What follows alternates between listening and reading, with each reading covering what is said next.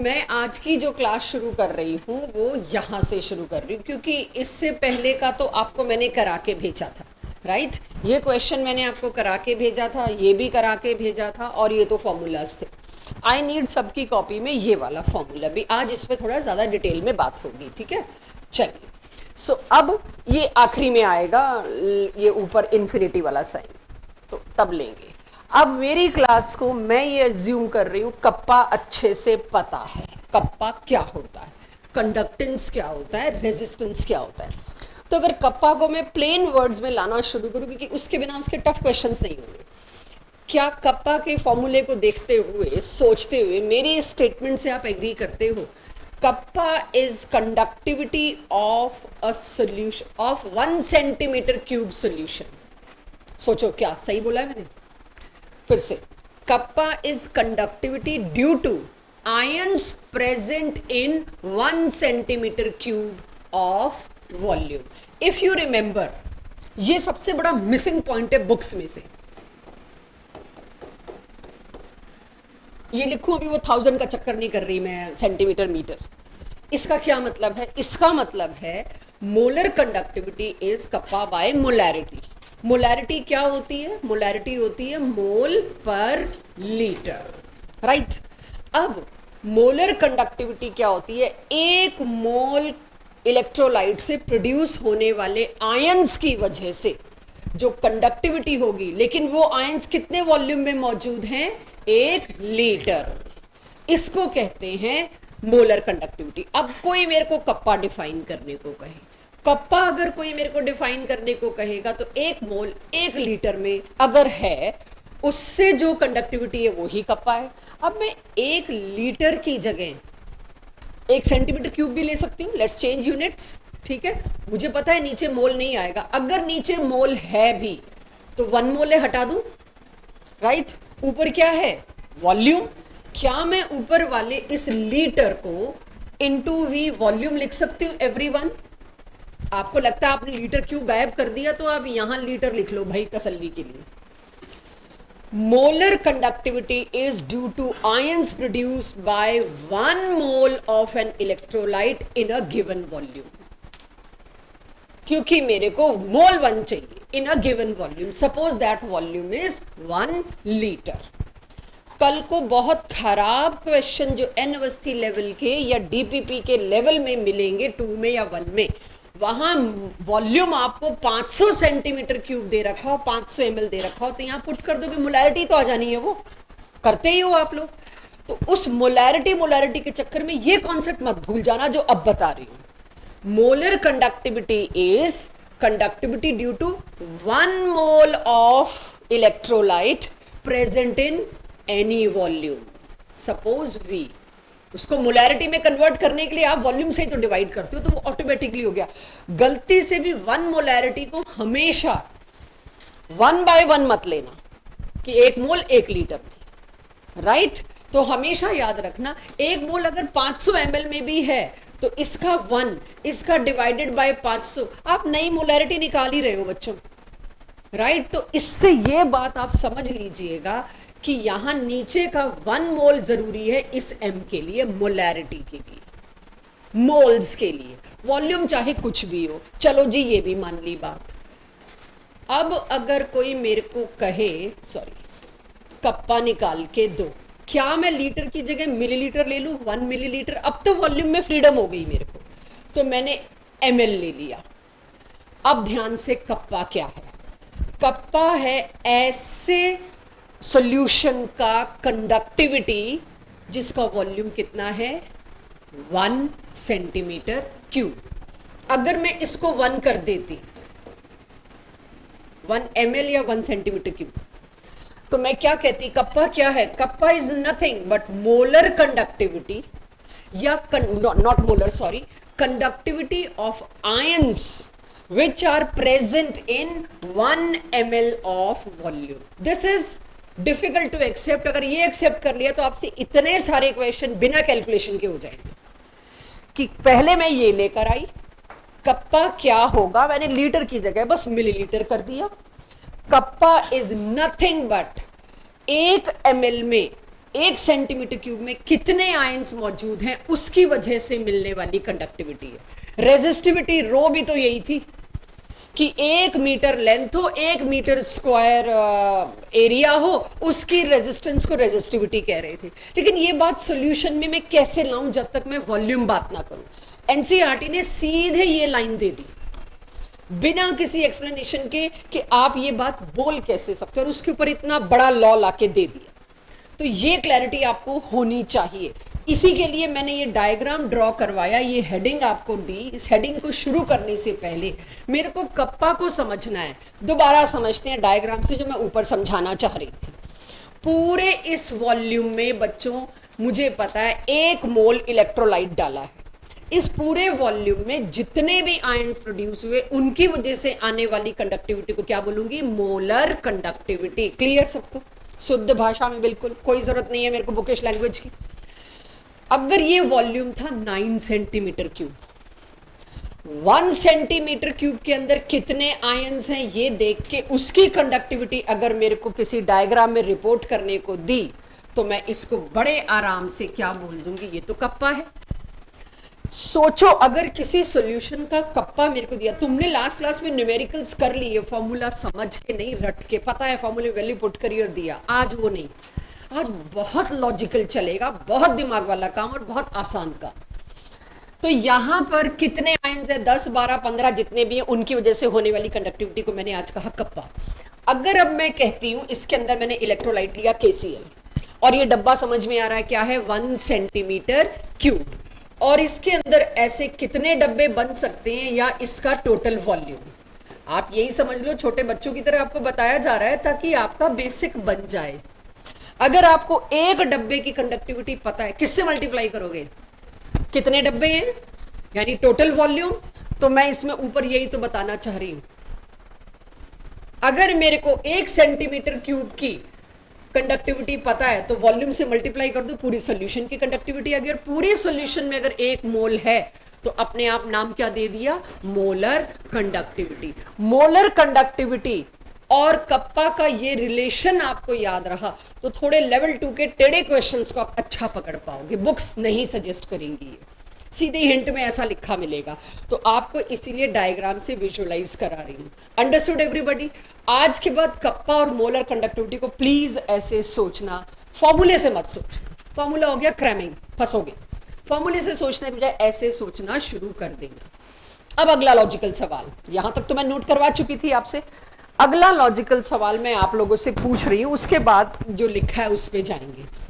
एक कंटेनर मैंने लिया बच्चों, ये मेरा सवाल है, ये पूरा पूरा पूरा टॉपिक है, उस पर तो सिर्फ लिखना रह जाएगा। इसके अंदर मैं एक स्ट्रॉन्ग इलेक्ट्रोलाइट लाई KCl, राइट, उसकी बनाई सॉल्यूशन।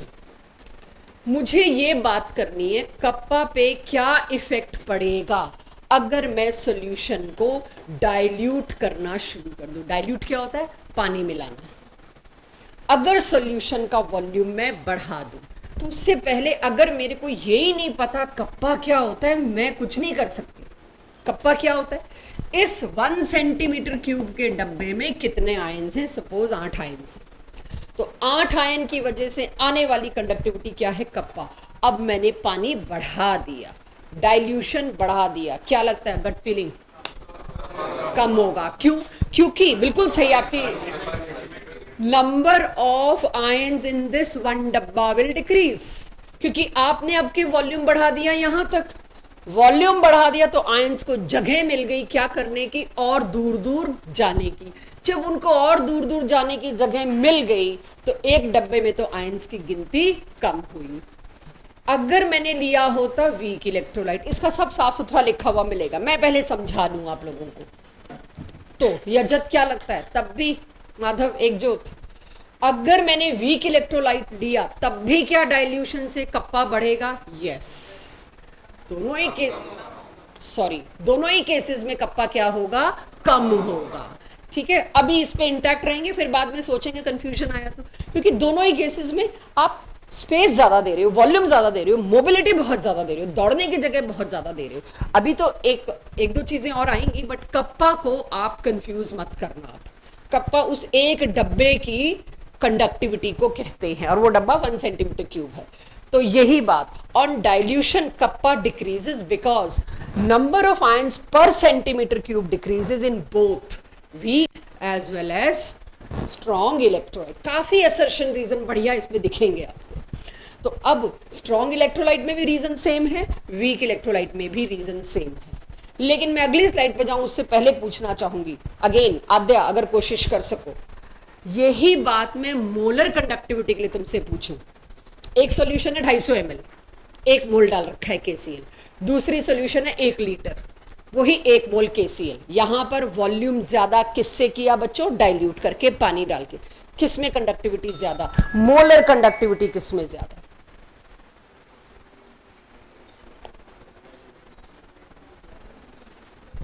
बोलो दोनों बच्चे, किस में ज्यादा? गट फीलिंग पढ़ाया नहीं है, पूछ रही हूं, गलत हो सकते हो तो डरो मत। हाँ सिया, जिसमें वॉल्यूम कम है उसमें मोलर कंडक्टिविटी ज्यादा। मोलर कंडक्टिविटी क्या थी? डेफिनेशन सोचो, टोटल नंबर ऑफ आयंस जितने भी हैं सॉल्यूशन में, उसकी वजह से आने वाली कंडक्टिविटी को कहते हैं मोलर कंडक्टिविटी। तो टोटल नंबर ऑफ आयंस तो सेम है, फिर आपको सेम बोलना चाहिए था। वॉल्यूम बढ़ रही है तो क्या? बिल्कुल यही तो सुनना है। फॉर्मूले से गए तो खत्म, यही मैं आज यही दिखाने वाली हूं। अभी तो मुझे पता, और मैं ट्रस्ट मी कुछ सेकंड पहले यही सोच रही थी, इनमें से कोई मेरे को वॉल्यूम पे ना ले आए थोड़ी देर तक। बिल्कुल सही लाओ लेकिन मत लाओ, लॉजिक से सोचो प्लीज, फॉर्मूला से नहीं। आ रही हूं मैं उस बात पे भी। सॉरी, मोबिलिटी बढ़ जाएगी वॉल्यूम बढ़ने से, हाँ या ना? तो मोबिलिटी बढ़ जाएगी तो लगता नहीं कंडक्टिविटी बढ़नी चाहिए।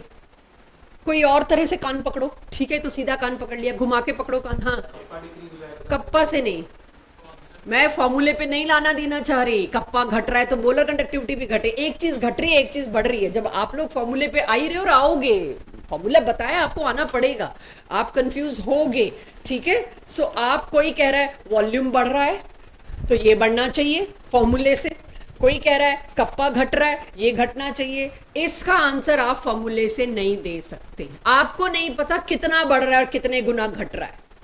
सो इससे आंसर नहीं दे सकते, फंसोगे, इसीलिए टाइम स्पेंड कर रही हूं। नंबर ऑफ आयंस तो सेम है, लेकिन उस बात को कैसे मैं काटू जो बोलिए भाई। आप बताओ ना, कंडक्टिविटी ऑफ इलेक्ट्रिसिटी तो सारा मूवमेंट से डिपेंड करता है। अगर आयंस का मूवमेंट ज्यादा तेज हो पाया तो हम कामयाब हो गए कंडक्ट ज्यादा कराने में। कुछ और सोचो, जहां वॉल्यूम कम है वहां क्या होता होगा? कॉन्सेंट्रेशन ज्यादा है, ठीक है, कंडक्टिविटी के ऊपर क्या असर पड़ता होगा? बिल्कुल सही, कॉन्सेंट्रेशन ज्यादा है। कैटायन एनायन पास पास है भाई, ये कोई सोच ही नहीं रहा है।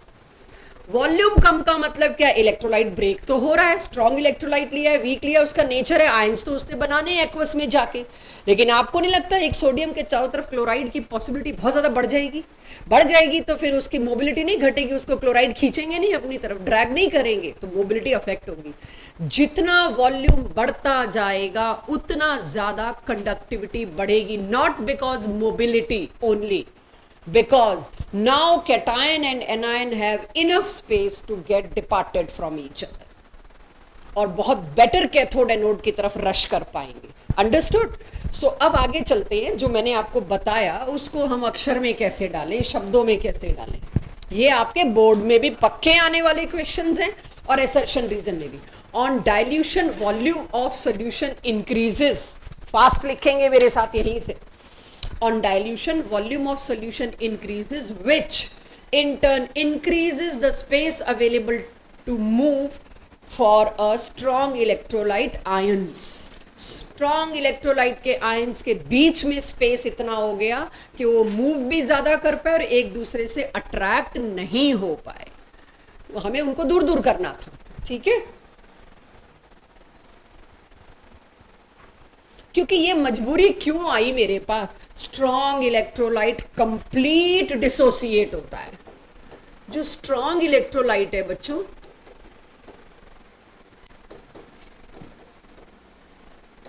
वो कंप्लीट डिसोसिएट होता है। कंप्लीट डिसोसिएट होता है तो आयंस की पॉपुलेशन बहुत ज्यादा होगी, आयंस की पॉपुलेशन डेंसिटी बहुत ज्यादा होगी। ये अच्छा वर्ड दे रही हूं आपको, अगर आपके बोर्ड में आए और ये कीवर्ड्स आप यूज करेंगे, it will attract examiners I of course. कि पॉपुलेशन डेंसिटी बहुत हाई होगी, ये बता दिया। कंजस्टेड होंगे, तो कंजस्टेड होंगे तो मजबूरी आपको पता ही है कि उतना अच्छी मोबिलिटी नहीं होगी। दैट्स वाई डाइल्यूशन के इसके आगे यहां से कंटिन्यू कर सकते हैं। अगर मैंने डाइल्यूशन कर दिया, वॉल्यूम बढ़ गया, वॉल्यूम बढ़ गया, ज्यादा स्पेस मिल गया और पॉपुलेशन डेंसिटी कम हुई, या कहिए आयंस का मूवमेंट और ज्यादा बेटर हुआ। ठीक है, हाँ कुछ पता करके आए। यस, नहीं सिरेमिक्स नहीं मिले, कहीं सिरेमिक शब्द नहीं मिला सुपर कंडक्टिविटी में। तो फिर मैं ही पढ़ाऊंगी, सॉलिड स्टेट पढ़ाना है मैंने जेई एडवांस के लिए, मैं ही पढ़ाऊंगी क्या होते हैं सिरेमिक्स। मुझे लगा था थोड़ा सा नॉलेजेबल पढ़ के, मेटल्स आए सुपर कंडक्टिविटी में, सिरेमिक्स नहीं मिले। दोबारा देखना सिरेमिक मिलेंगे। ठीक है, चलो चलो चलो चलो बच्चों, चलो एवरीवन एकजुट, बातें बंद। In case of weak electrolyte, dilution बढ़ाने से क्या होता है, जैसे जैसे आप इसमें वाटर बढ़ाते जाओगे, वाटर अपने डाइलेक्ट्रिक कांस्टेंट से इस वीक इलेक्ट्रोलाइट को और डिसोसिएट करता जाएगा। कीवर्ड इज जो ऊपर लिखा मिलेगा। अगर वीक इलेक्ट्रोलाइट में आपने डाइल्यूशन बढ़ाया, वाटर बढ़ाया, उसका डिसोसिएशन बढ़ता जाएगा 10%, 30%, 50%, 100%। डाइल्यूशन बढ़ाने से वीक इलेक्ट्रोलाइट के ऊपर इतने वाटर मॉलिक्यूल अटैक करते हैं कि उनको अलग होना पड़ता है। तो वीक इलेक्ट्रोलाइट में तो बम्पर बढ़ेगी, राइट, कंडक्टिविटी। पहले तो वो 5% डिसोसिएट हो रहा था, अब वो 95% डिसोसिएट हो रहा है। लेकिन स्ट्रॉन्ग इलेक्ट्रोलाइट में थोड़ी सी बढ़ेगी, डिसोसिएटेड तो वो पहले ही था पूरा। आयंस तो जा ही रहे थे अपनी रिस्पेक्टिव इलेक्ट्रोड पे, बस थोड़ा तेज दौड़ गए क्योंकि उनको पीछे रोकने वाला कोई नहीं था। लेकिन वीक इलेक्ट्रोलाइट में तो मल्टीपल फोल्ड्स एक्सपोनेंशियली कंडक्टिविटी बढ़ गई। Very surprising observation. तो ये डाइल्यूशन ने आके काम किया, यानी कि in case of weak electrolyte on increasing dilution, dissociation of electrolyte into ions also increase, which in turn increase number of ions. Number of ions बढ़ गए तो मोलर कंडक्टिविटी भी बढ़ेगी। तो कप्पा दोनों केसेस में क्या हुआ था, डिक्रीज। मोलर कंडक्टिविटी दोनों केसेस में क्या हुई, इंक्रीज। ठीक है, अब इस वीक इलेक्ट्रोलाइट के केस को भी लिख लो बच्चों।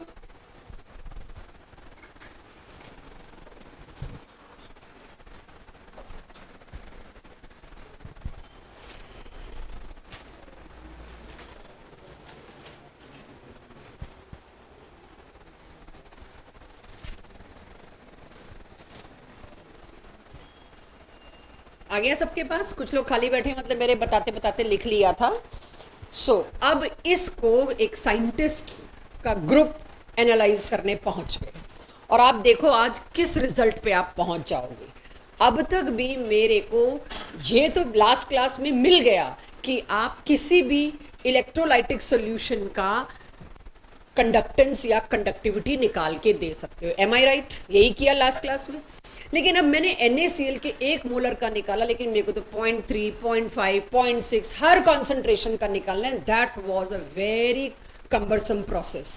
हर एक का अगर मैं पोटेंशियोमीटर में करने लग गई तो मेरे लिए बहुत डिफिकल्ट है। Why not to make it easy now? Research के लिए आ गई values, let's make it easy, right. उसको, और सबसे बड़ी बात, वीक इलेक्ट्रोलाइट का उसमें कैसे निकालोगे? अभी तो हमने लास्ट क्लास में कहा कि कंडक्टिविटी सेल में KCl भर दो। KCl था स्ट्रॉन्ग इलेक्ट्रोलाइट। अगर उसमें एसिटिक एसिड भर दो, आपको यही नहीं पता वो जितना लिया सारा डिसोसिएट हुआ है कि नहीं हुआ। Again you fail. आप फिर गए वहां पर, सिर्फ स्ट्रॉन्ग इलेक्ट्रोलाइट की कंडक्टिविटी मिल रही थी, बट मेरे को तो वीक की भी निकालनी है। इसी वजह से अब मुझे थोड़ा सा एक एक्सपेरिमेंट, एक रिसर्च कह लीजिए, या एक हाइपोथेसिस लेना पड़ेगा। अगर मैं डाइल्यूशन बढ़ाती जाती हूं तो मोलर कंडक्टिविटी पे क्या होता है, उसके बारे में फॉर्मूला बेस्ड, कि कितना डाइल्यूशन बढ़ाने से कितनी कंडक्टिविटी बढ़ी। मोलर कंडक्टिविटी तो बच्चों दोनों केस में बढ़ रही है, वीक हो स्ट्रांग हो। कितना डाइल्यूशन बढ़ाने से कितनी कंडक्टिविटी बढ़ी, ये काम किया डी बाय हकल ने। उन्होंने एक इक्वेशन पकड़ा दी आपको, चेक, अभी लिखो मत, समझो, ये ग्राफिकल एप्टीट्यूड फिर तैयार हो रहा है आपका। उन्होंने पकड़ा दी एक ऐसी इक्वेशन, कहां से आई कैसे आई डिराइव नहीं करनी है आपको। जब आपको पता चलता है ये इक्वेशन दी है, उन्होंने क्या equation the, let's understand. Molar conductivity of solution is now calculated at different concentration. जो कॉन्सेंट्रेशन बदलती गई यहां लिखते गए, उसके हिसाब से मोलर कंडक्टिविटी निकाल निकाल के देते गए, मेरे को कोई प्रॉब्लम ही नहीं आएगी उसमें। जब मेरे को ये फॉर्मूला मिला तो इट्स वेरी इंटरेस्टिंग, अब नहीं मेरे को पोटेंशियोमीटर के पास जाना, मुझे कुछ नहीं करना। तो अब उसमें फॉर्मूला देखते हैं, what is A, it is a constant. What is this, ये अब नया टॉपिक है मेरे पास, molar conductivity at infinite dilution. मुझे पता लग गया उसका, molar conductivity at infinite dilution. अब इनफाइनाइट डाइल्यूशन क्या होगा, सोचो, मैं एक चम्मच नमक लाती हूं और एक ग्लास पानी में डालती हूं, आप पियोगे, आपको पता चलेगा ये नमक वाला पानी है, डाइल्यूशन कम है, कॉन्सेंट्रेशन ज्यादा है। उसी एक ग्लास पानी को जिसमें एक चम्मच नमक डाल रखा है, उसको एक बाल्टी में डाल दो, अब बाल्टी भरी पानी की 20 लीटर, फिर भी आप टेस्ट करोगे, उतना गंदा तो नहीं लगेगा वो पानी, लेकिन फिर भी आपको पता चलेगा नमक है। तो डाइल्यूशन होता गया तो नमक का टेस्ट कम होता गया। अब अगर उसी बाल्टी भरी पानी के जिसमें एक चम्मच नमक था, मैं डाल दूं 1000 लीटर के टैंकर में, अब आप उससे एक चम्मच पानी पियोगे, शायद आपको पता ही नहीं चलेगा उसके अंदर नमक था, लेकिन नमक तो था। इतने गुना पानी डाल दिया, उसको कहते हैं लगभग इनफाइनाइट डाइल्यूशन। जहां आपको उस सोल्यूट का टेस्ट महसूस ही नहीं हो रहा, मतलब इनफाइनाइट डाइल्यूशन हो गया। समस्या डी बाय हक्कल की इक्वेशन की, ये कहां से लाऊं, दे तो दिया तुमने और मैं भी चल पड़ी, KCl की कॉन्सेंट्रेशन बदल बदल के मेरे को मोलर कंडक्टिविटी निकालनी है, लेकिन ये भी तो चाहिए ना मेरे को। तो उन्होंने इसको ढूंढने का तरीका क्या बताया, तुम पोटेंशियोमीटर से KCl की अलग अलग कॉन्सेंट्रेशन पे कंडक्टिविटी लेके आए, स्ट्रॉन्ग इलेक्ट्रोलाइट्स की, उसको प्लॉट किया, राइट। लेकिन एक लिमिट तक ही तुम डाइल्यूशन कर सकते हो। I am talking about strong electrolyte. तो किससे मेजर कर रहे हैं भूल जाइए, हम इस इक्वेशन से चल रहे हैं। अब जैसे जैसे आप देखो इस एक्सिस पे कॉन्सेंट्रेशन घट रही है बच्चों, जैसे जैसे मैं कॉन्सेंट्रेशन घटा रही हूं, कॉन्सेंट्रेशन घटाने का मतलब क्या होता है, डाइल्यूशन बढ़ाना। जैसे जैसे मैं डाइल्यूशन बढ़ा रही हूं, देख रहे हैं एसिटिक एसिड की मोलर कंडक्टिविटी थोड़ी बढ़ी थोड़ी बढ़ी, और एक टाइम ऐसा आया जब आपने टैंकर में डाल दिया, लगभग एकदम से कंडक्टिविटी एक्सपोनेंशियली बढ़ गई, एक्सपोनेंशियली बढ़ गई, इतना ज्यादा कंडक्टिविटी बढ़ गई इसकी। तो कंडक्टिविटी जब इतनी बढ़ गई तो मैंने ऐसा ही कुछ स्ट्रॉन्ग इलेक्ट्रोलाइट के साथ भी तैयार करा। स्ट्रॉन्ग इलेक्ट्रोलाइट का ग्राफ दिख रहा है सबको, येलो डॉट्स अलग अलग वैल्यू हमने नापी और यहां तक। इसके आगे मैंने ग्राफ को एक्स्ट्रापोलेट किया है। इसको एक्स्ट्रापोलेट करना पॉसिबल नहीं था, बिकॉज आई डोंट नो ये किधर जाएगा। शुरू से सेम बिहेवियर नहीं था, पहले थोड़ा सा इंक्रीज हुआ, फिर थोड़ा यूं, और फिर एकदम steep. I can not predict आगे सीधा था या थोड़ा यूं जाएगा, कैसा जाएगा। तो ऐसे ग्राफ को हम एक्स्ट्रापोलेट ही नहीं कर सकते जो स्ट्रेट लाइन ना हो। KCl यानी स्ट्रॉन्ग इलेक्ट्रोलाइट का बिहेवियर यहीं तक करने के बाद मेरे को पता चल गया आगे सीधा जाना है। वीक इलेक्ट्रोलाइट का आई हैव नो आइडिया, यानी कि स्ट्रॉन्ग इलेक्ट्रोलाइट का molar conductivity at infinite dilution को मैं यहां पुट कर दूंगी। एक बार बस मेरे को KCl की इनफाइनाइट डाइल्यूशन पे दे दो आप मोलर कंडक्टिविटी, दे दीजिए। उसके बाद 50 कॉन्सेंट्रेशन पर मैं मोलर कंडक्टिविटी बिना लैब में जाए इस फॉर्मूले से सक्सेसफुली दे दूंगी। लेकिन इनफाइनाइट डाइल्यूशन तो तुमको लाना पड़ेगा ग्राफ से। तो इनफाइनाइट डाइल्यूशन की वैल्यू स्ट्रॉन्ग इलेक्ट्रोलाइट्स की उठाई, पुट करी, उसके बाद we are free to use this. इसका कोई न्यूमेरिकल आपको फेस नहीं करना होगा, क्योंकि इसको भी हम करेक्ट करेंगे।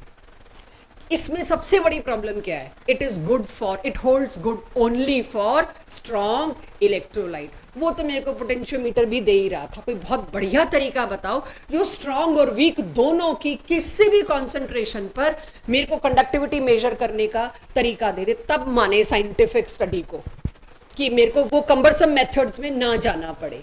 तो एक्स्ट्रापोलेशन ऑफ ग्राफ सिर्फ किसका हो पाया, स्ट्रॉन्ग इलेक्ट्रोलाइट का। हर ऑल्टरनेट ईयर बोर्ड का पेपर ऐसा है जिसमें इस ग्राफ पे क्वेश्चन है, ग्राफ दे के या ग्राफ बिना दिए, इस टॉपिक पे क्वेश्चन।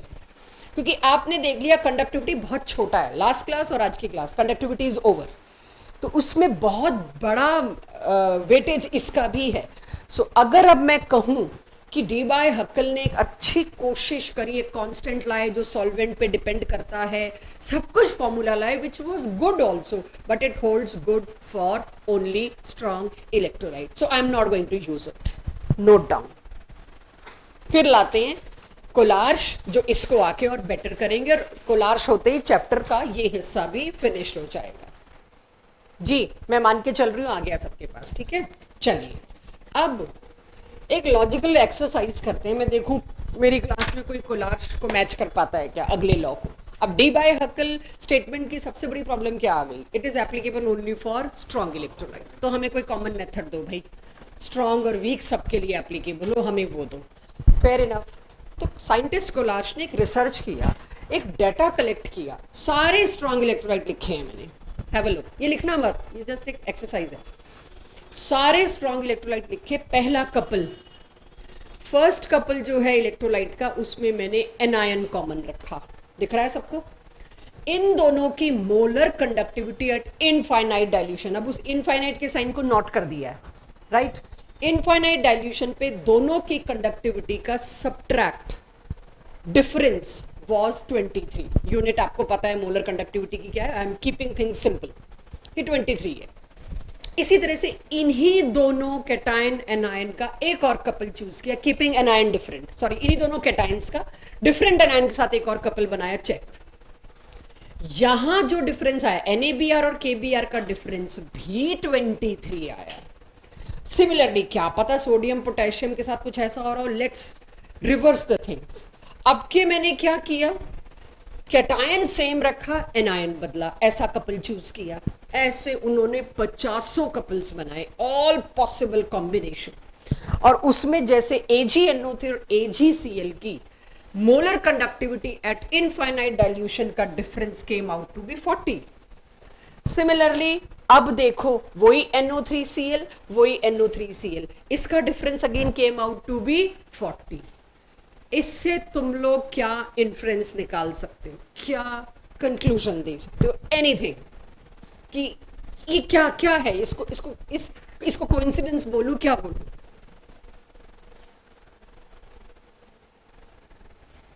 मोलर कंडक्टिविटीज अगर कैटायन डिफरेंट है, एनायन सेम है, ये कपल, ऐसा ही Na और K के कितने भी कपल निकाले, सबका डिफरेंस 23 आ रहा था। इससे कुछ तो इन्फ्रेंस दो, कुछ तो अंदाजा कि ये हो रहा होगा मैम, इसका मतलब पक्का ऐसा होता होगा, 4-5 गलत स्टेटमेंट आएंगी तब सही आएगी। यस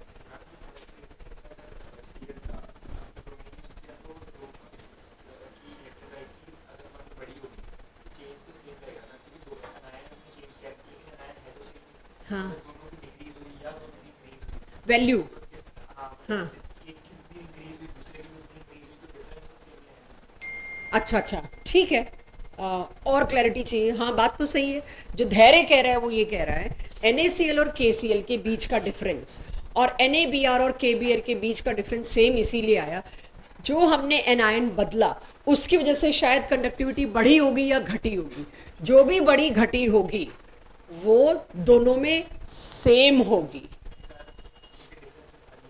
अच्छा उनके डिफरेंस में फर्क नहीं आया, और कैटायन तो सेम है, ठीक है, काफ़ी अच्छा इन्फ्रेंस है। और थोड़ा कुछ इसको सिंप्लीफाई करिए, ऐसा क्यों हुआ होगा, क्यों डिफरेंस सेम आया हर बार पोटेशियम और सोडियम का। मैंने एक लाइन और बोली तो मैं हिंट दे बैठूंगी, मैं देना नहीं चाह रही, क्यों दोनों का डिफरेंस सेम आया होगा। एक्चुअली में तो मैं हिंट दे चुकी, हाँ बोल सकते हो यार, घबराने की क्या बात है, सारे तो गलत होते हैं, कब सही हुए यहाँ पर बैठे बच्चे, बोलो जानवी कुछ अंदाजा, ऐसा क्यों हो रहा होगा। नहीं वो डिफरेंट चार्जेस भी ला दूंगी ना तो भी नहीं, चार्ज सेम से कुछ नहीं, और कुछ सोचो, ठीक है। ये इलेक्ट्रोकेमिस्ट्री में चार्ज सोचना बनता है। लोकेश क्यों ऐसा हो रहा होगा, विदित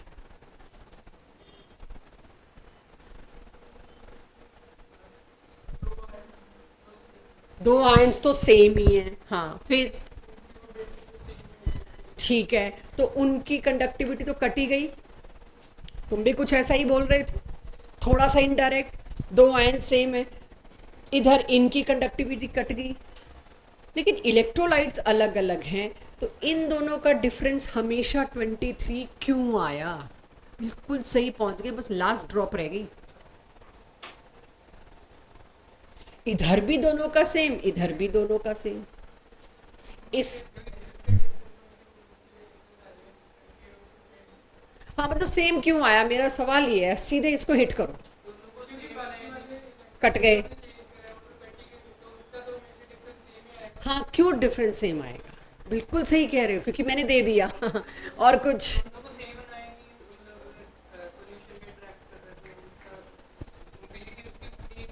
मोबिलिटी टॉपिक ही नहीं आया अभी, अभी रहने दो मोबिलिटी। और कुछ, अगर आप कोलार्श की जगह होते और आपको कहा जाता 3-3.5 साल इस पे लगाएं, इसके बाद आपको 4 लाख पर मंथ की नौकरी मिलेगी, तो आप लगाते? यही होता है पीएचडी के बाद, जो आपको जो पीएचडी स्कॉलर्स को स्टाइपेंड मिलता है और उसके बाद जो आपको जॉब्स मिलती हैं प्रोफेसर्स की, उसमें सैलरी बड़ी तगड़ी मिलती है, तो हम इसीलिए काम करते हैं बस। मोटिवेशन तो फाइनली विटामिन एम ही है, मनी, ठीक है। सो यहाँ पर बेटा जी, अगर वो विटामिन एम चाहिए मेरे को, तो मेरे को कुछ एनालिसिस देना पड़ेगा। और वो एनालिसिस क्या है? इसका मतलब जो तुमने बोला वहीं से शुरू करूंगी। NaCl और KCl में दोनों Cl थे, उनकी कंडक्टिविटी तो कैंसिल हो गई। ऐसे ही NaBr KBr में Br की वजह से जो भी कंडक्टिविटी रही होगी सेम रहेगी, वो कैंसिल होगी। इसका मतलब ये है, एक सॉल्यूशन में जाने के बाद फर्क नहीं पड़ता Na को, उसके साथ एनायन कौन सा है। उसके साथ एनायन था Cl, तू अपने घर में अपने घर, मेरी वजह से कंडक्टिविटी होनी है 50। ऐसे ही KCl को फर्क नहीं पड़ता पानी में जाने के बाद कि उसका Cl किधर गया, तुम इधर जाओ, मैं अपना इंडिपेंडेंट मोबिलिटी लूंगा, माइग्रेट करूंगा अपने रिस्पेक्टिव इलेक्ट्रोड की तरफ। दोनों की कंडक्टिविटी हमेशा इंडिपेंडेंट है और फिक्स्ड है, हमेशा इंडिपेंडेंट है। बाजू में कौन सा एनायन है उससे कोई मतलब नहीं। इसकी हमेशा अगर 50 है और इसकी हमेशा अगर 15 है, 50 में से 15 गया, कितना बचा? 35, तो इसकी डिफरेंस होता 35। चलो बात अलग है, डिफरेंस यहां पर 23 आया। पॉइंट समझे आप लोग? यहां पर भी Na को परवाह नहीं, तुमने साथ में Br लगाया है, K को परवाह नहीं, तुमने साथ में Br लगाया है। एक्चुअली में तो इसकी इंडिपेंडेंट एक कंडक्टिविटी फिक्स रही होगी। ऐसे ही पोटेशियम की भी एक कंडक्टिविटी फिक्स्ड रही होगी। हर बार तुम उसी का डिफरेंस दे रहे हो तो सेम तो आना ही है। सिमिलरली यहां पे मैंने फिर एनायन से भी चेक किया, क्या पता सिर्फ कैटायंस की कंडक्टिविटी इंडिपेंडेंट होती हो, एनायन की ना होती हो। नहीं, जब मैंने एनायन का कॉम्बिनेशंस उठाए तो यहां पर क्या हुआ, NO3 और Cl को परवाह नहीं, साथ में कौन लगाया? NO3 को कोई मतलब नहीं साथ में पोटेशियम था कि साथ में सिल्वर था, वो गए अपने अपने ठिकाने पे। Nitrate is independently migrating, chloride is independently migrating, and these cations are also independently migrating. यानी एक बार वाटर में चले जाएं, they behave as independent entities. If it is so, तो अब आया कोलार्श का लॉ, जो कंडक्टिविटी में आखिरी टॉपिक होता है, कोलार्श लॉ ऑफ इंडिपेंडेंट माइग्रेशन। लिखो और देखो, लिखते लिखते समझ आ जाए शायद। पहले तो इस इनफाइनाइट डाइल्यूशन पर मोलर कंडक्टिविटी को प्रॉपर डिफाइन करते हैं। ये मैक्सिमम हो सकती है किसी इलेक्ट्रोलाइट की दिखाई जाने वाली मोलर कंडक्टिविटी। इससे ज्यादा आपने एक्स्ट्रापोलेट करके भी देख लिया, इससे ज्यादा मोलर कंडक्टिविटी पॉसिबल नहीं हो सकती किसी इलेक्ट्रोलाइट की। This is highest possible value, इसीलिए इसको बोला जाता है लिमिटिंग मोलर कंडक्टिविटी और इनफाइनाइट डाइल्यूशन पर कंडक्टिविटी, एक ही बात है, right. So for example HCl की मोलर कंडक्टिविटी इज, आप लिख रहे हैं तो मैं साथ साथ बोल रही हूं, HCl की molar conductivity is given by H plus की मोलर कंडक्टिविटी और Cl माइनस की मोलर कंडक्टिविटी का एल्जेब्रिक सम। जब इस येलो एरो पे आ जाए तो 1 मिनट के लिए रुकना, पहले सुनना, पहले येलो एरो तक लिख लीजिए, क्योंकि आगे के सारे अगली सारी डीपीपी इसी पे है, तो मुझे एक बार सुन लीजिएगा फिर इजी हो जाएगा। इस येलो एरो पे रुकिएगा, मैं वेट कर रही हूँ पेन रुकने का, आगे का लालच मत करिएगा, अब यही भरा पड़ा है आगे। यानी कोलार साइंटिस्ट ने क्या बोला, तुमको HCl की मोलर कंडक्टिविटी चाहिए एट इनफाइनाइट डाइल्यूशन, हाँ चाहिए, लेकिन तुम्हारे पास HCl की सोल्यूशन नहीं है, जुगाड़ क्या लगाओगे? HCl की सोल्यूशन नहीं है तो मैं कहाँ से करूँगी? मुझे कोलार्स की एक बात याद आती है, उस वक्त कोलार साइंटिस्ट कहते हैं H+ की इंडिपेंडेंट माइग्रेशन होगी, इंडिपेंडेंट कंडक्टिविटी होगी, तो मुझे HCl क्यों, मुझे कहीं और से H+ मिल जाए ले आती हूँ, वैल्यू तो लानी है। H+ की कंडक्टिविटी होती है 100 और किसी और जगह से मैं Cl- की मांग लेती हूँ, HCl मत दो मेरे को। मान लीजिए इस वाली रो के पास लैब में NaCl है, इस वाली रो के पास लैब में CH3COOH है और मैंने मांग लिया मेरे को चाहिए HCl का। इस वाली रो से क्या पूछ लोगे, Cl- की देना कितनी आई, और यहाँ वालों से क्या पूछ लोगे, CH3COOH में H+ की देना कितनी आई। तो तीसरी रो को तो लैब में जाने की जरूरत ही नहीं, Cl- यहाँ से मांग लिया, H+ यहाँ से मांग लिया, एल्जेब्रिक सम करके दे दिया HCl, it came out to be correct, it came out to be correct. Similarly BaOH whole twice की क्या होगी, CH3COOH की क्या होगी। ये मेरे को कोलार्स लॉ पढ़ने का एम क्या था, ये तो वो भी दे रहा था डी बाय हकल, वीक इलेक्ट्रोलाइट नहीं दे पा रहे थे डी बाय हकल, उसके लिए मेरे को इनफाइनाइट डाइल्यूशन मिल ही नहीं रहा था, ग्राफ इस तरह से गया कि मैं एक्स्ट्रापोलेट नहीं कर पाई। Why I am bringing Kohlrausch for any weak electrolyte, तो कोलार्स के मैक्सिमम क्वेश्चन वीक इलेक्ट्रोलाइट पे मिलेंगे आपको, क्योंकि इसको लाने का मुद्दा ही ये था भाई वीक इलेक्ट्रोलाइट का क्या करूं, तो उन्होंने कहा बताते हैं ना क्या करूं, इनफाइनाइट डाइल्यूशन पे ही तो चाहिए था चेक। आपको ये एक्स्ट्रापोलेट ये वाला नहीं कर पा रहे थे, तो आपको ये अंदाजा लगाना था इनफाइनाइट डाइल्यूशन पे इसकी कंडक्टिविटी कितनी है। अब मेरे पास कोई और तरीका ही नहीं था, तो कोलार्स ने कहा मैं बता सकता हूं इनफाइनाइट डाइल्यूशन पे कितना था, तभी उन्होंने ये लॉ लाके दिया कि एट इन, और ये भी आप जानते हैं शुरू से आपका बिल्टअप आज यही हुआ है, डाइल्यूशन बढ़ता जाएगा तो वही वीक इलेक्ट्रोलाइट जो 5% डिसोसिएट हो रहा था वो 100% डिसोसिएट हो जाएगा, बिहेव कर गया स्ट्रॉन्ग की तरह। तो अब जब मेरे को ये पता चल गया तो मेरी तो फाइट ही खत्म, वीक इलेक्ट्रोलाइट का निकालना है, एक टीम से H+ मांग लिया, एक टीम से ये मांग लिया, ऐड करके दे दिया, my job is done, Kohlrausch was accepted.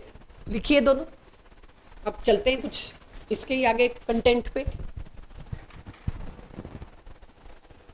Shikha ma'am देखना आज का टेस्ट मेरे को एक प्रिंट ला दो, है या नहीं है मुझे ये देखना, नहीं है तो मैं दीपा को बोलती हूँ प्रिंट करे, मुझे याद नहीं आ रहा क्लास टेस्ट आज का।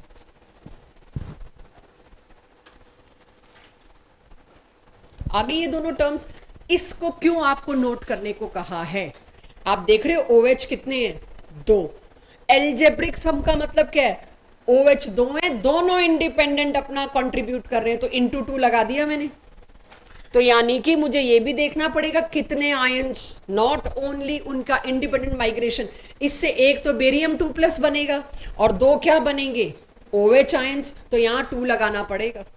तो कोलार्स लॉ की जब भी डेफिनेशन आपको मिले लिखने को, नीचे एग्जाम्पल में कोशिश करिएगा यही वाला लिखिएगा, सामने वाले को पता चलना चाहिए कि तुम इसका 2 दे रहे हो, right ji.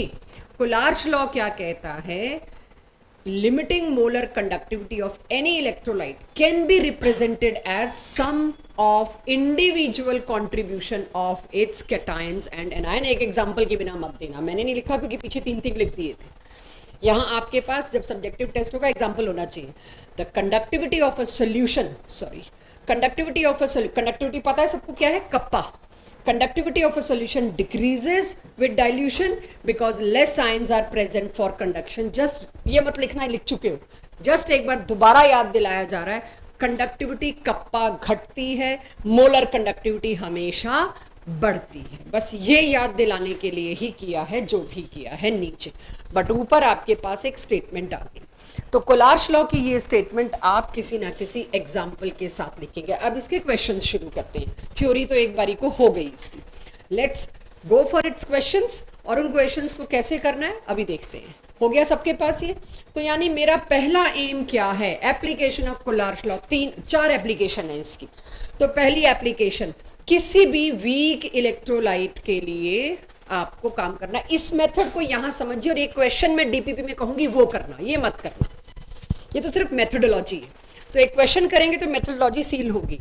Finding molar conductivity at infinite dilution for any weak electrolyte. Suppose question में आपको कहा गया इसकी मोलर कंडक्टिविटी निकालिए, इसकी माने एसिटिक एसिड की, विच इज वीक इलेक्ट्रोलाइट। तो अब मेरे को पहले से पता है एसिटिक एसिड की मोलर कंडक्टिविटी क्या होगी, दिस प्लस दिस। आपको डीपीपी में छांट के दूंगी, ऐसे 1-2 क्वेश्चन आप करेंगे इसके बाद। तो कहीं से ये उठा लाओ, कहीं से ये उठा लाओ, दोनों का सम कर दो, आंसर दे दो। अब उसके लिए क्वेश्चन में क्या गिवन है? क्वेश्चन में 3 चीजों की दे रखी है और इसका बोर्ड का क्वेश्चन है। इस वाले इलेक्ट्रोलाइट की मोलर कंडक्टिविटी निकालने के लिए what 3 electrolyte should you suggest to use? कौन से 3 इलेक्ट्रोलाइट सजेस्ट करोगे जिससे वो आ जाए जो एम में दिया? ये थ्योरेटिकल क्वेश्चन है बोर्ड्स का। तो आप सोचिए आपको कौन से आयंस चाहिए? ये चाहिए और ये चाहिए, और सारे स्ट्रॉन्ग के कॉम्बिनेशन में चाहिए। तो CH3COO के साथ लगा दो Na, उससे आपको CH3COO और Na मिल जाएगा। H के लिए HCl लगा दिया, तो एक ले आओ HCl, एक ले आओ CH3COO Na। यहां से CH3COO मिल गया और यहां से H+ मिल गया। बट जो Na और Cl है उसका क्या करूं? वो भी तो कैंसिल करने पड़ेंगे। तीसरा सॉल्ट उठा लाओ, वो जो तुमने एक्स्ट्रा आयंस उधार मांगे हैं। ये 3 तुमको खुद सजेस्ट करने होंगे ऑब्जेक्टिव क्वेश्चंस में, खास करके इसका निकालने के लिए विच कॉम्बिनेशन इज करेक्ट। तो देखो कैसे, एक तो इलेक्ट्रोलाइट तुम वो चूज करोगे जिसके अंदर तुम्हारी पसंद का, जरूरत का एनायन हो। अंडरस्टूड? दोबारा बता रही हूं, एक तुम ऐसा चूज करोगे जिसमें तुम्हारी रिक्वायरमेंट का कैटायन हो। तीसरा तुम ऐसा चूज करोगे जिसमें ये दोनों हो, Na और Cl। तो पहला चूज किया कैटायन के साथ एक एनायन, दूसरा चूज किया तुम्हारे रिक्वायर्ड एनायन के साथ एक कैटायन, और तीसरा क्या होगा, ये जो एक्स्ट्रा तुम्हें कैटायन एनायन लाने थे ये भी कैंसिल करने पड़ेंगे, तब जाके तुम्हारे पास आएगा वो। कैसे? अब 3 इनकी molar conductivity at infinite dilution question में गिवन होगी। मैंने XYZ दिया ताकि कैलकुलेशन में मत पढ़ो, अभी कैलकुलेशन दूंगी। तो सबसे पहला काम मैंने क्या किया? सबसे पहला काम मैंने 2 इलेक्ट्रोलाइट की कंडक्टिविटी को अगर ऐड किया, इसकी दे रखी थी चेक, अगर इसकी दे रखी थी Y और इसकी दे रखी थी X, अगर इन दोनों इक्वेशंस को मैंने ऐड किया तो what I get at RHS, LHS नहीं कह रही, RHS पे क्या मिलेगा मेरे को? ये मिलेगा। साथ में मैं X + Y करके चल रही हूं।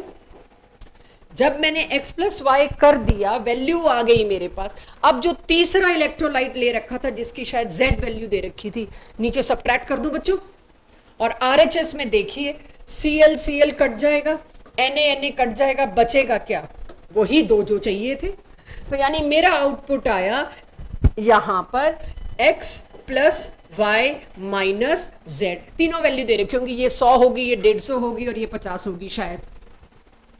तो इस तरह से तीनों वैल्यू दे रखी होंगी। आपका RHS आपके पसंद का आ गया, वैल्यू आ गई, रिपोर्ट आ गया आपका एम। यानी इन दोनों की वजह से आने वाली molar conductivity at infinite dilution is matching to this. This is how you should do. अब खोलिए जरा डीपीपी।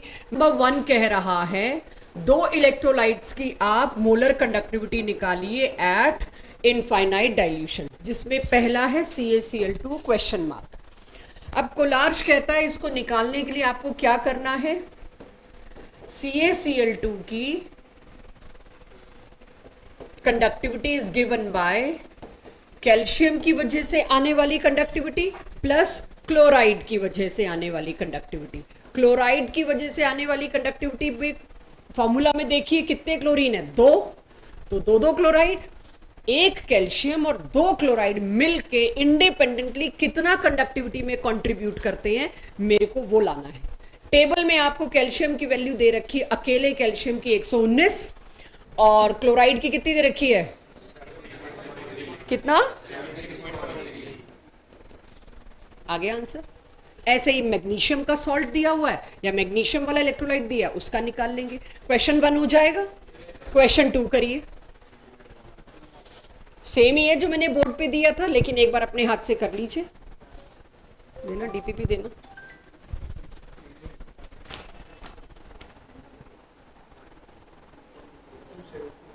तब तक सभी लोग जो जो मतलब कर चुके हैं, मींस ये 1 और 2, ऑब्जेक्टिव में देखो पहला इक्विवेलेंट मत देखना, बाकी देखो, किसी में इक्विवेलेंट है तो वो मत देखो। फोर्थ, ये 2-3 छोटे छोटे क्वेश्चंस हैं, करो, थोड़ा कॉन्फिडेंस आएगा। टॉपिक इजी है, ये मैं मानती हूँ, टॉपिक बहुत इजी है। तो इक्विवेलेंट कंडक्टिविटी अगर पढ़ा है लास्ट क्लास के कंटेंट से आइडिया हो गया तो कर सकते हो, वरना मैंने पूरा कराना है अभी। फर्स्ट और सेकंड हो गया सभी से, तो उसके बाद मैं इसकी नेक्स्ट एप्लीकेशन पे आऊँ, क्योंकि असली तो वो हैं। फर्स्ट और सेकंड पे आपको बहुत डिफिकल्ट क्वेश्चन नहीं मिलेंगे उस तरह के टॉपिक में, तो सिर्फ डेफिनेशन बेस्ड क्वेश्चन है। तो अक्षत का कौन सा हुआ, बड़े रिलैक्स्ड चिल मोड में है आज शुरू से, तो मूवी तो बिल्कुल भी नहीं चल रही है यहाँ पे। फर्स्ट और सेकंड हुआ कॉपी में, मैम देखना हो गया तो फिर कोई प्रॉब्लम नहीं, फिर ठीक है, पियो आराम से, पानी पियो। नहीं हुआ तो फिर मैं पानी पीऊंगी तुम्हें डांटने के लिए।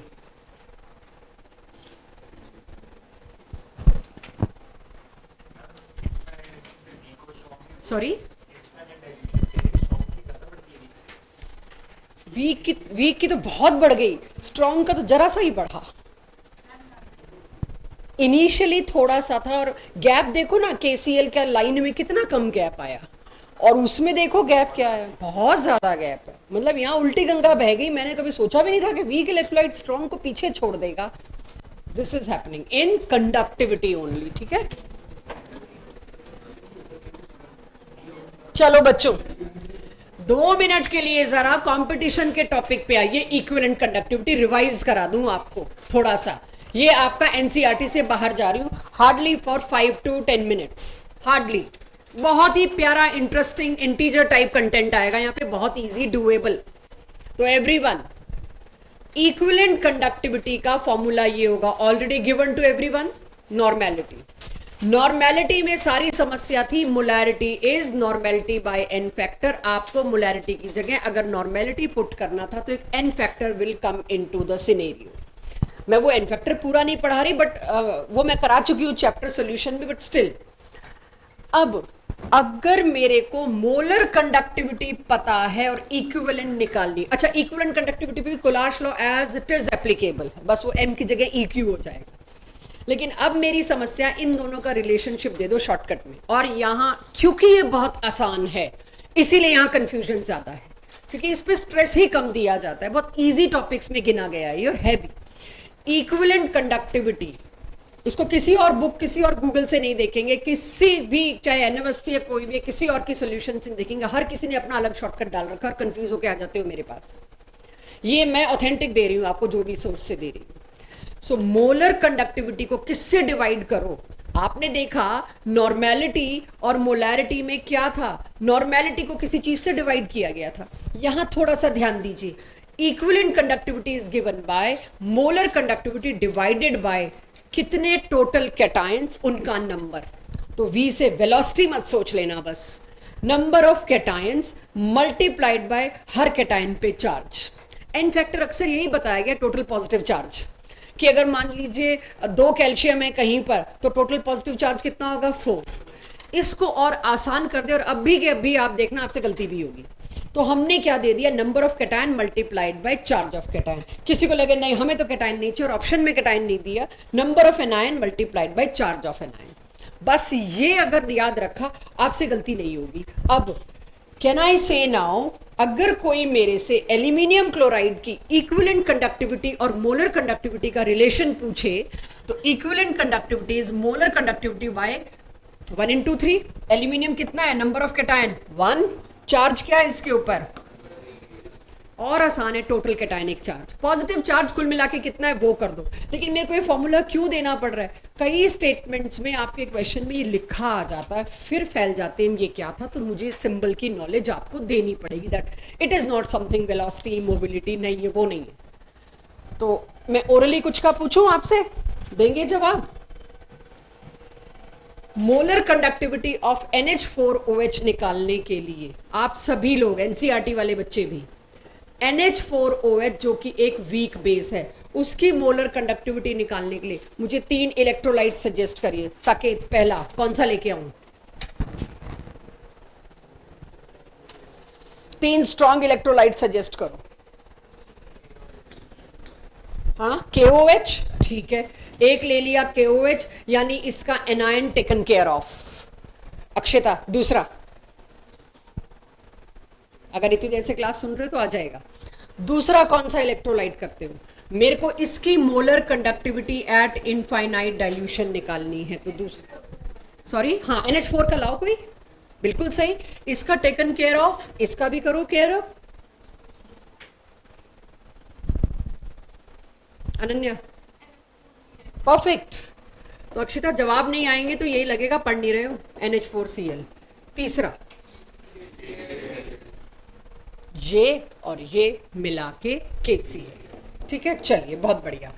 इसकी मोलर कंडक्टिविटी अगर तुम लोगों को मैं दे रही हूं एट इनफाइनाइट डाइल्यूशन X, इसकी इक्विवेलेंट कंडक्टिविटी क्या होगी? चार्ज भी 1 है, कैटायन भी 1 है, टोटल चार्ज 1 है, इसकी मोलर और इक्विवेलेंट सेम होगी। कुछ ऐसा यहाँ कर रखा था, मुझे मजा नहीं आया, क्यों कराया दिखाऊं, आप इस लायक थे तो मैं करवा सकती थी, राइट। चलिए, अब थोड़े से जेई के हिसाब से फिर से इक्विवेलेंट कंडक्टिविटी के छोटे छोटे एग्जाम्पल्स, राइट। इसकी मोलर कंडक्टिविटी क्वेश्चंस में मिलेगी। वो जो 4-5 इंटीजर टाइप में एक आधा इजी तो नहीं, मतलब छोटा आता है ना, वो ये छोटे वाले क्वेश्चन है। तो इसकी मेरे को मोलर कंडक्टिविटी कोई कहे तो कोलाज तो तुम सब लगा लोगे, लिखने की जरूरत नहीं, ये सारे डीपीपी में मिलेंगे क्वेश्चन। इसकी कोई इक्विवेलेंट कंडक्टिविटी निकाल के दे तो कंफ्यूजन क्या लाते हैं बच्चे मेरे पास? मैम यहां तो 2 मल्टीप्लाई किया क्योंकि 2 एल्यूमिनियम थे, यहां भी तो 2 ही डिवाइड करना था, ऐसा कोई नियम नहीं है। यहां डिवाइड करना होता है टोटल चार्ज, यहां डिवाइड करना होता है नंबर। तो ये कंफ्यूजन ना लेके आ जाएं आप मेरे पास। तो Al2, अब कई कहते हैं इसमें तो 2 कैटायन है, राइट, नहीं। जब आप इक्विवेलेंट कंडक्टिविटी को ओपन कर रहे हो, आप मोलर कंडक्टिविटी को ओपन नहीं कर रहे, ये ध्यान देना। हाँ, इसको ओपन कर रहे होते तो नीचे कुछ और आता। माई पॉइंट इज, कोलार्ज के अकॉर्डिंग मोलर कंडक्टिविटी ये लिखी जाएगी, कोलार्ज के अकॉर्डिंग इक्विवेलेंट कंडक्टिविटी ये लिखी जाएगी। इस सॉल्ट की इक्विवेलेंट कंडक्टिविटी का मतलब है एक एल्यूमिनियम की वजह से लगने वाली कंडक्टिविटी डिवाइड बाय 3, एक सल्फेट की वजह से लगने वाली कंडक्टिविटी डिवाइड बाय 2। मैं इन दोनों का रिलेशन नहीं बता रही जो टोटल चार्ज से डिवाइड कर दोगे, ये ध्यान रखना। ये मैं बता रही हूं अगर अब आपको आज के टेस्ट में या डीपीपी में क्वेश्चन मिले, इसकी इक्विवेलेंट कंडक्टिविटी दे रखी है 100, इसकी इक्विवेलेंट कंडक्टिविटी दे रखी है 50, दोनों को ऐड करके नहीं दे दोगे अभी? ये बता रही हूं। और ऐसे क्वेश्चन दबा के आए हुए पास्ट ईयर्स में। इक्विवेलेंट कंडक्टिविटी में कोलार्ज लॉ लगाते वक्त भी आपको चार्ज डिवाइड करना पड़ेगा। तो इट इज 100/3 प्लस 50/2, जबकि ये डिवीजन हम उधर नहीं कर रहे थे, राइट। तो गलती से यहां कंफ्यूजन होता है। आपने तो रिलेशन दोनों में कुछ और बताया था। आई am not telling you the relation, I am telling you independent 2 things. Note करिए इस केस को, ये केस नोट किए बिना आपसे गलतियां होंगी और ये काफी कंफ्यूजन लेके आते हैं बच्चे।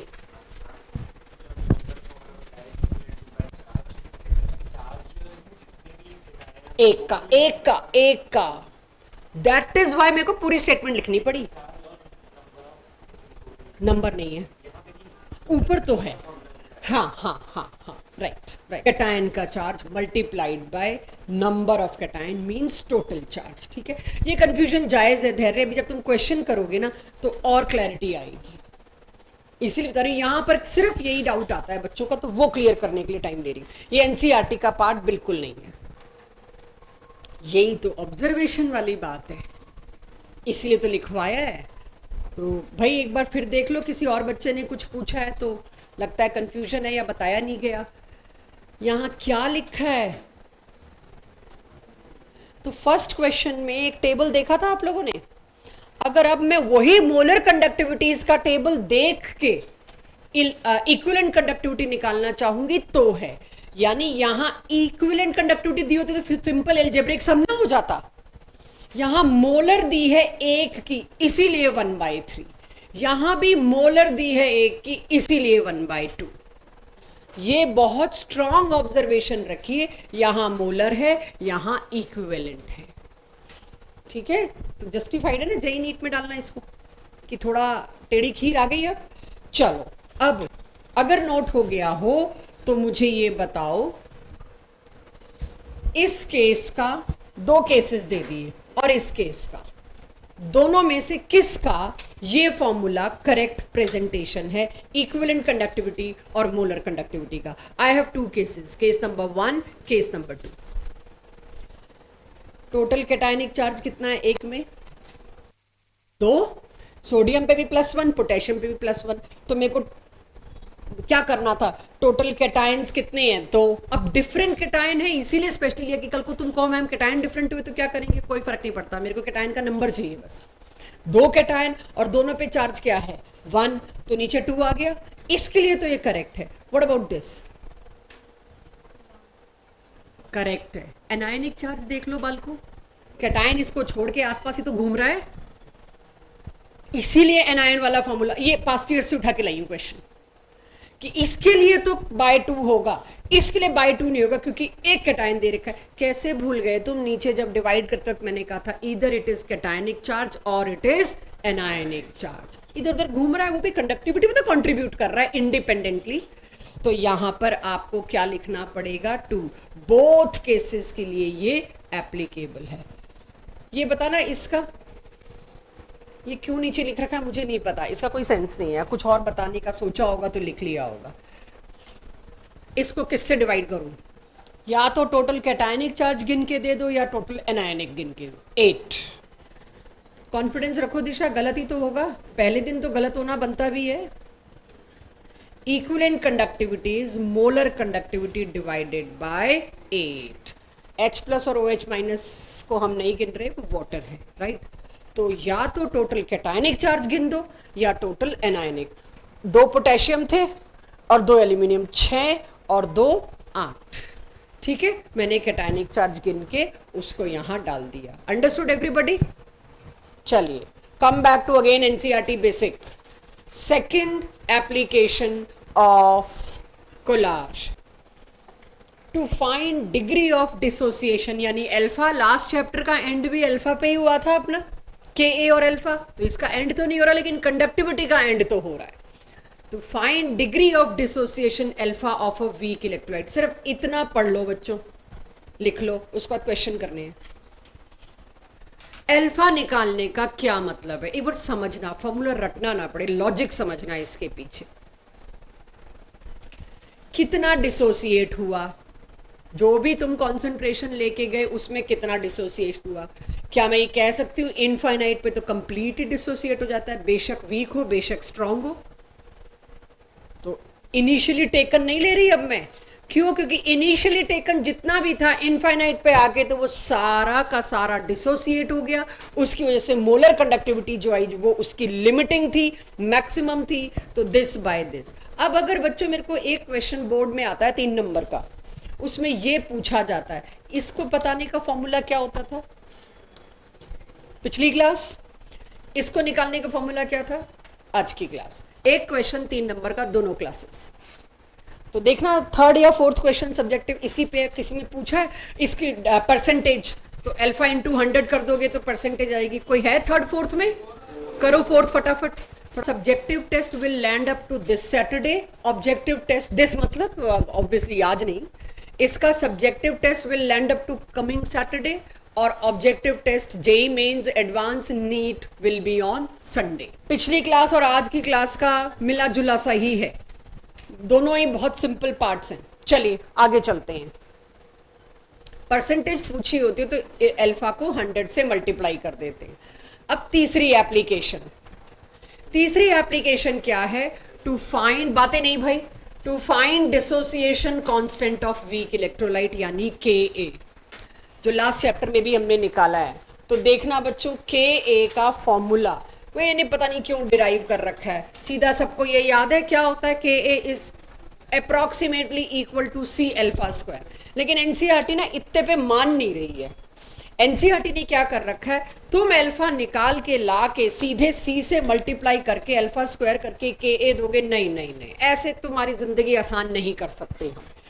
हमें यहाँ पर अल्फा की वो वैल्यू पुट करनी है जो तुम्हारी सेकंड एप्लीकेशन में थी, मोलर बाय इनफाइनाइट दिस, और ऐसे देना है। तो अगर बोर्ड के ऑब्जेक्टिव और कहीं के भी ऑब्जेक्टिव में ये फॉर्मूला है, you have to know this formula. Alpha की जगह वही तो पुट किया है जो ऊपर लिखा हुआ था। इसको जितना और मर्जी सिंप्लीफाई आप कर सकते हैं, मैंने मैक्सिमम कर दिया। तो write down this third application. एक हो गया सबके पास ये फॉर्मूला बच्चों।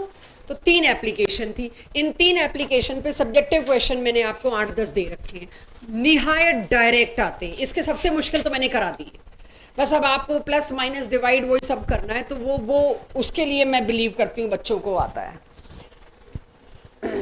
अब थोड़ा सा भाई एनसीईआरटी वालों के लिए तो क्लास हो गई खत्म, समझ लो, अभी टेस्ट आ रहा है। जरा चौथी एप्लीकेशन मेरे साथ कंपटीशन वाले बच्चे पकड़े, स्पेसिफिकली नीट वाले बच्चे, right. Calculate solubility of a sparingly soluble salt. ये वही क्वेश्चन है शुरू में छोड़ के आई थी कि ये पीछे आगे दोबारा मिल रहा है तो वहां कर लेंगे। मैं पहले भी करा सकती थी, पिछली क्लास में भी करा सकती थी। तो पिछली क्लास में किसी ने मेरे से पूछ लिया होता ये क्या है, तो मेरे पास जवाब नहीं था, तो मैंने पिछली क्लास में इसको नहीं लिया। Calculate solubility of sparingly soluble salt, जिसका KSP आई थिंक मेरे को दे रखा है, इफ आई एम करेक्ट। ये देखना DPP का है क्वेश्चन, चेक। ऑब्जेक्टिव में KSP दे रखा है ना ये, हाँ आई थिंक तो KSP दिया है। कैलकुलेट KSP, तो फिर ये K दे रखा होगा, क्या दिया है फिर, ये K ही दिया होगा, कप्पा दिया है। ओ मैं कैपिटल K बना बैठी हूँ, थोड़ा डिफरेंट होता है ना कप्पा, राइट। मैं यूनिट नहीं लिखी, गलती करी। कौन सा क्वेश्चन है DPP का, मिला?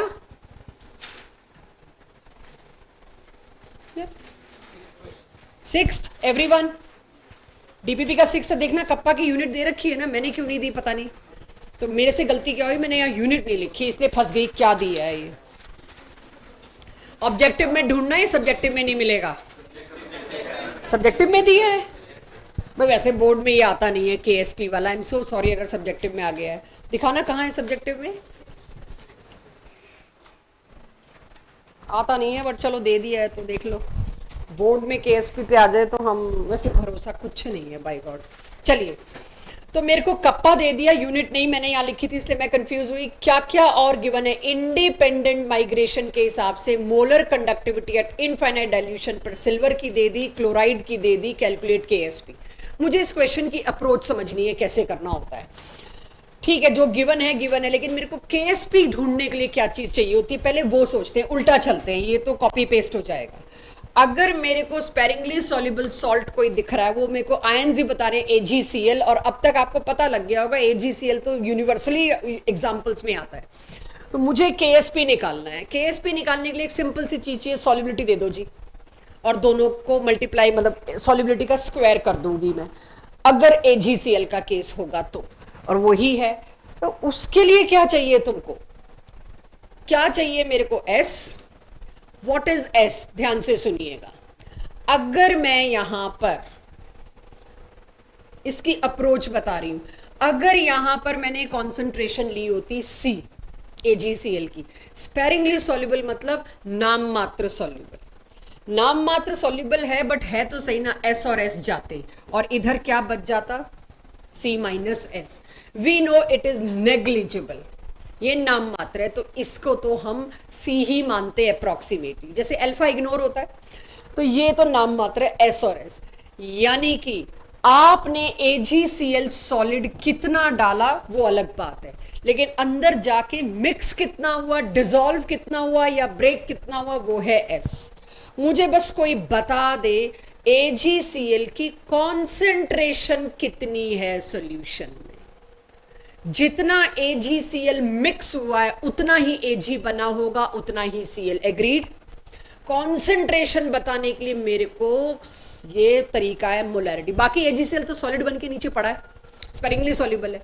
अगर ये C आ गया तो मैं बता दूंगी S सॉल्युबल कितना हुआ। जितना सॉल्युबल हुआ S इंटू एस KSP। तो ये C बताने का तरीका मेरे पास क्या है भाई, इनफाइनाइट डाइल्यूशन पे मोलर कंडक्टिविटी दे दो, दे देंगे जी अलजेब्रिक सम करके Ag और Cl का। मैंने Ag और Cl का अलजेब्रिक सम किया, पुट कर दिया मोलर कंडक्टिविटी। कप्पा क्वेश्चन में दे रखा है, यूनिट के हिसाब से 1000 डिसाइड करूंगी ऊपर या नीचे, और C निकाल के इधर। समझ आ गया? यानी स्पेरिंगली सॉल्युबल सॉल्ट की जो मैक्सिमम सॉल्युबिलिटी है वो ही इसकी मोलैरिटी है। अब इसको करिए नोट। आई थिंक ये मेरी तरफ से आखिरी ही है आज इसके आगे कुछ नहीं है, क्योंकि अब क्वेश्चंस आप करेंगे। एक जरूर और चीज अभी मेरे को नोट करानी है कंडक्टिविटी वाली। पहले इस क्वेश्चन को अपने आप इत्मीनान से बिठाइए जरा। अब एक इंफॉर्मेशन और शेयर करनी है आपके साथ। लेवल 2 के क्वेश्चन जो आपको दिए उसमें ये बात टकराएगी। ये क्या है? आप एक चीज सोचो, जब से हमने कंडक्टिविटी पढ़ना शुरू किया है हम ये इमेजिन कर रहे हैं, हमने लिया वाटर के अंदर जो इलेक्ट्रोलाइट है, सपोज Ag और NO3, इन दोनों की इंडिपेंडेंट कंडक्टिविटी प्लस करके आप मेरे को इनफाइनाइट डाइल्यूशन पे भी दे रहे हो और आप मेरे को वैसे भी बता रहे हो मोलर कंडक्टिविटी, सब कर रहे हो, अल्फा भी दे दिया, सब दे दिया। एक बात और जो यहाँ पर कुछ क्वेश्चंस में आपको अड़ेगी, अगर मैंने ये वाटर टैप वाटर ले लिया, नॉन डिस्टिल वाटर ले लिया, तो इस वाटर की तरफ से भी थोड़ा रेजिस्टेंस होगा, इस वाटर की भी थोड़ी कंडक्टिविटी होगी, राइट? तो अगर क्वेश्चन में आपको ऑर्डिनरी वाटर दिया है तो साथ में आपको ये बात भी मेंशन करनी पड़ती है। मतलब क्वेश्चन में अगर मैंने दे दिया conductivity water, no problems. Conductivity water का मतलब है प्योर वाटर, कोई और आयन उसमें साथ नहीं आया, ये डिस्टिल वाटर है। तो जैसे करते आ रहे थे करते आएंगे। लेकिन अगर आपको मिल गया ऑर्डिनरी वाटर, तो सॉल्यूशन का जो रेजिस्टेंस होता है, जिससे हमने R से 1/G निकाला और 1/G से हमने कप्पा निकाला, कप्पा से हमने मोलर कंडक्टिविटी निकाली, सारी चेन में गड़बड़ हो जाएगी। उस वाटर का भी तो कोई रेजिस्टेंस होगा, राइट? तो resistance of solution is observed resistance जो तुम लेकर आए उस व्हीटस्टोन ब्रिज से, उसमें से resistance offered by water minus करना पड़ेगा, क्योंकि तुम इलेक्ट्रोलाइट के रेजिस्टेंस को निकाल के इलेक्ट्रोलाइट का कंडक्टेंस निकालना चाह रहे हो। तुमने साथ में वाटर की रेजिस्टेंस को सब्ट्रैक्ट करना पड़ेगा। तो लेवल 2 के क्वेश्चन में ये आपको देखने को मिलेगा कि कंडक्टिविटी वाटर नहीं मेंशन है, और ये अक्सर गिवन होगा। जो रेजिस्टेंस ऑफर्ड बाय वाटर या conductivity of water will be given to you in question, उसको सब्ट्रैक्ट करना होगा तब जाके, यानी कि एक इलेक्ट्रोलाइट का रेजिस्टेंस इज ऑब्जर्व्ड रेजिस्टेंस अगर 520 ओम्स है और वाटर का रेजिस्टेंस दे रखा है तो सब्ट्रैक्ट करोगे, वो 1/R जो आप पुट करते हैं उसमें से कुछ माइनस करेंगे। लेवल 2 के क्वेश्चंस में चाहे NWST के उठाएं चाहे DPP के उठाएं, ये ध्यान देना पड़ेगा। Clear? That's all about today's class. कुछ मेरे को बताना है, कोई डाउट है तो बताइए, टेस्ट करिए, अदरवाइज अब अगली क्लास तक दोनों DPP हो जानी चाहिए। I am giving you Sunday.